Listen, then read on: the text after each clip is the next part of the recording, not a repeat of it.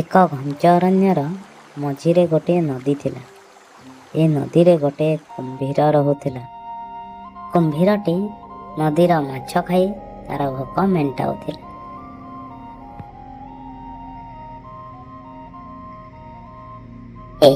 ଭୋକରେ ତ ପେଟ ଜଳି ଯାଉଛି, ମୁଁ ଯାଏ କିଛି ମାଛ ଧରି ଖାଇବି।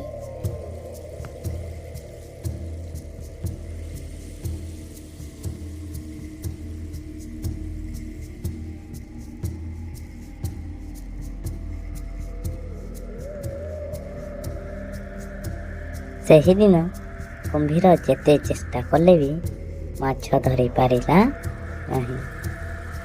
ଶେଷରେ ଥକି ଯାଇ ଜାମୁକୋଳି ପାଖକୁ ଗଲା। ସେହି ଜାମୁକୋଳି ଗଛରେ ମାଙ୍କଡ଼ଟିଏ ରହୁଥିଲା। ସେ ସେହି ଗଛର ମିଠା ମିଠା ଜାମୁକୋଳି ଖାଇ ଆରାମରେ ଦିନ କାଟୁଥିଲା। ତଥାପି ମାଙ୍କଡ଼ ମନରେ ଦୁଃଖ ରହିଥିଲା, କାରଣ ତାର ବନ୍ଧୁ ବୋଲି କେହି ନଥିଲେ। ସେଥିପାଇଁ ମାଙ୍କଡ଼ଟି ସବୁବେଳେ ମନ ଦୁଃଖରେ ରହୁଥିଲା।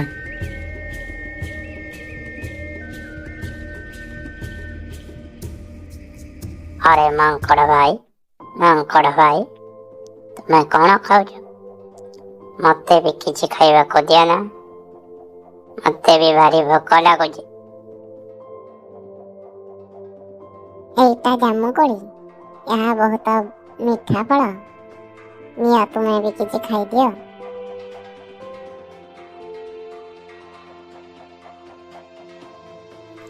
ଆରେ ବାଃ, ଏଇଟା ତ ସତରେ ବହୁତ ମିଠା।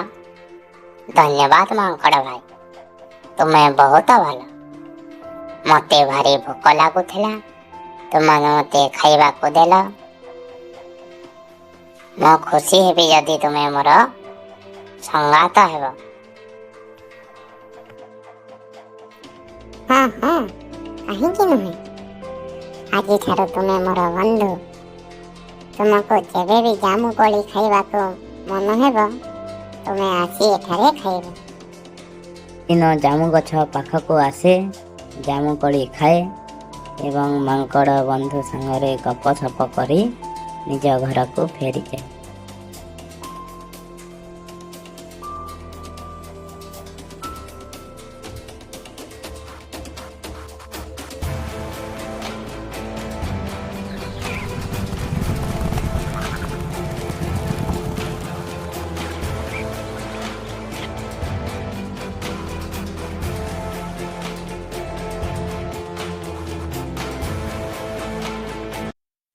ଆରେ ସଙ୍ଗାତ, ଆଜି ମୋତେ ଅଧିକ ଜାମୁକୋଳି ଦେବ।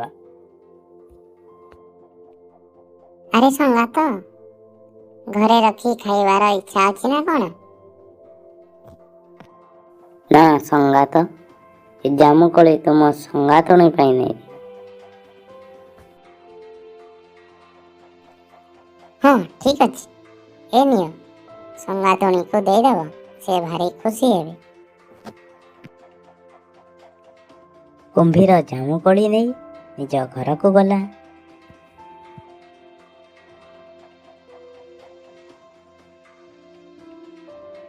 ଆରେ ଦେଖ ନା, ମୁଁ ତୁମ ପାଇଁ କ'ଣ ଆଣିଛି।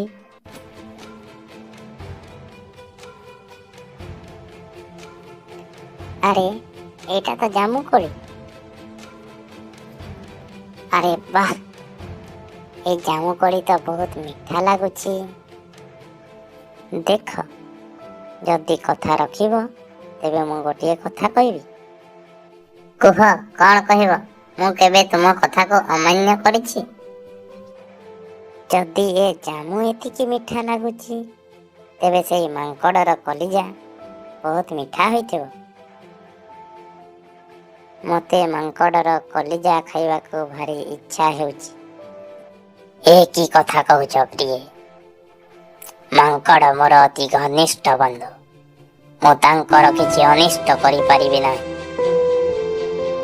ହେଇ ଦେଖ, ତୁମେ ଯଦି ଆଜି ତୁମର ମାଙ୍କଡ଼ ବନ୍ଧୁଙ୍କ କଲିଜା ନ ଆଣିଛ, ତାହେଲେ ମୁଁ ଆଜି ମୁଣ୍ଡ ପିଟି ପିଟି ମରିବି।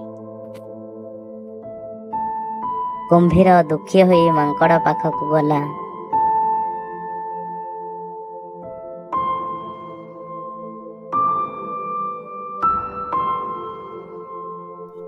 ଆରେ ସଙ୍ଗାତ, ଚାଲ ଘରକୁ ଯିବା।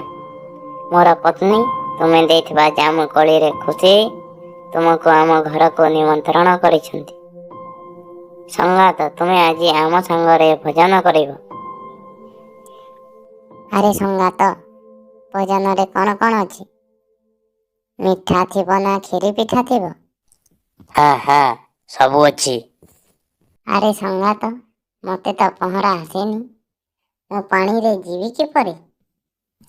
ଆରେ ସଙ୍ଗାତ, ତୁମେ ମୋ ପିଠିରେ ବସିବ। ମୁଁ ତୁମକୁ ଆମ ଘରକୁ ନେଇକି ଯିବି। ମୁଁ ଥିଲେ ତୁମର କିଛି ଚିନ୍ତା କରିବାକୁ ପଡ଼ିବନି। ଠିକ୍ ଅଛି? ଠିକ୍ ଅଛି ସଙ୍ଗାତ।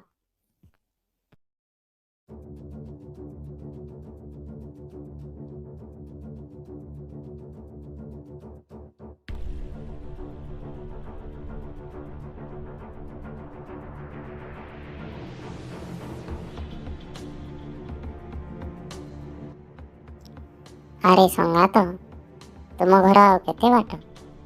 ମୋତେ ଭାରି ଡର ଲାଗୁଛି। ଖୁବ୍ ସାବଧାନରେ ଚାଲ, ମୋତେ ପହଁରା ଜଣା ନାହିଁ। ଭୟ କ'ଣ ସଙ୍ଗାତ, ଏଇ ତ ଆମେ ଆସି ପ୍ରାୟ ପହଞ୍ଚି ଗଲେଣି।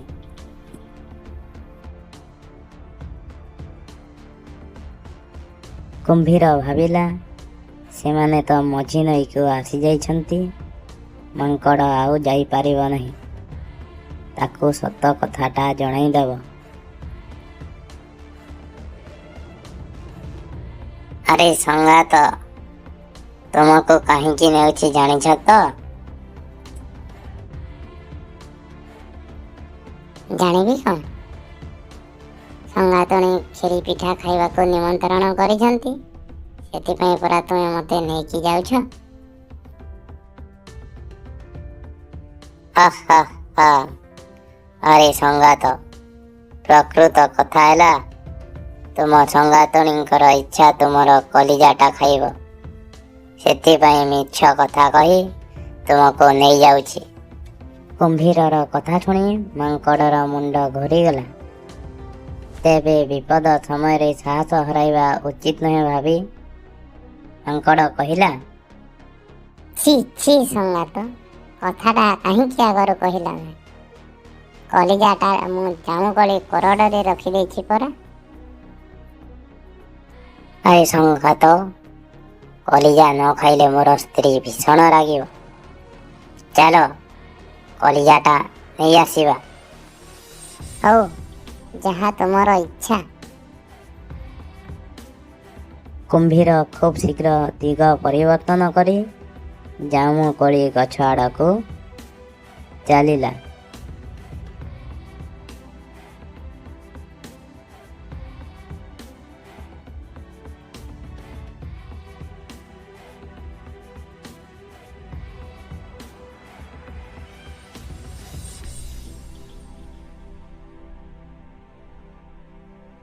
ଯେତେବେଳେ ସେମାନେ ଜାମୁକୋଳି ଗଛ ପାଖକୁ ପହଞ୍ଚିଲେ, ମାଙ୍କଡ଼ ଏକା ଡିଆଁକେ ଯାଇ ଜାମୁ ଡାଳକୁ ଧରିଲା ଏବଂ ଉପରକୁ ଚଢ଼ିଗଲା। ଆରେ ସଙ୍ଗାତ, ଏତେ ବିଳମ୍ବ କ'ଣ ପାଇଁ କରୁଛ? ଶୀଘ୍ର ଆସ, ସେପଟେ ମୋର ସ୍ତ୍ରୀ ଅପେକ୍ଷା କରିଥିବ। ଆରେ ମୂର୍ଖ କୁମ୍ଭୀର, କଲିଜା ବାହାରେ ରଖି କ'ଣ କିଏ ବଞ୍ଚିପାରିବ? ମୁଁ ତତେ ମୋ ସାଙ୍ଗ ଭାବି ସାହାଯ୍ୟ କରିଥିଲି, ଖାଇବାକୁ ଦେଇଥିଲି, କିନ୍ତୁ ତୁ ଏ ବନ୍ଧୁତାର ଏଇ ଫଳ ଦେଲୁ। ତତେ ଆଉ ଜାମୁକୋଳି ମିଳିବନି, ଯା ପଳା ଏଠୁ। ଏହି ଗପରୁ କ'ଣ ଶିଖିଲେ ସାଙ୍ଗମାନେ? ଏଥିରୁ ଆମେ ଶିଖିଲେ ଯେ ଆମକୁ ଅସୁବିଧା ସମୟରେ ଡରିବା ଉଚିତ ନୁହେଁ, ବରଂ ମାଙ୍କଡ଼ ପରି ବୁଦ୍ଧିର ପ୍ରୟୋଗ କରିବାର ଅଛି। ଆଉ ହଁ, ନିଜ ସାଙ୍ଗକୁ କେବେ ବି ଆମେ ଧୋକା ଦେବା ଠିକ୍ ନୁହେଁ। ଯଦି ଭିଡ଼ିଓଟି ଭଲ ଲାଗିଥିବ ତେବେ ଲାଇକ୍ ଏବଂ ସବସ୍କ୍ରାଇବ୍ କରିନେବେ। ଧନ୍ୟବାଦ।